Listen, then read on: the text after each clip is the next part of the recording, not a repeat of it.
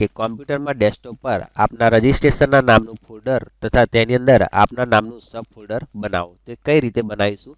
તો ડેસ્કટોપ ઉપર right click કરવાનું રહેશે. ત્યાં આગળ ન્યૂ લખેલું હશે, ન્યૂમાં ફોલ્ડર લખ્યું હશે, એની પર ક્લિક કરવાનું રહેશે. એટલે આ રીતનું ફોલ્ડર બનશે. તેની અંદર રાઈટ ક્લિક કરી અને રીનેમ આપીશું આપણે.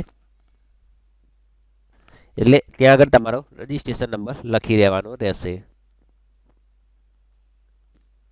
આ બની ગયું તમારા રજિસ્ટ્રેશનના નામનું ફોલ્ડર. હવે એની અંદર તમારા નામનું સબ ફોલ્ડર બનાવવા માટે જે રજિસ્ટ્રેશનના નામનું તમે જે ફોલ્ડર બનાવો એની પર ડબલ ક્લિક કરી અને ઓપન કરીશું.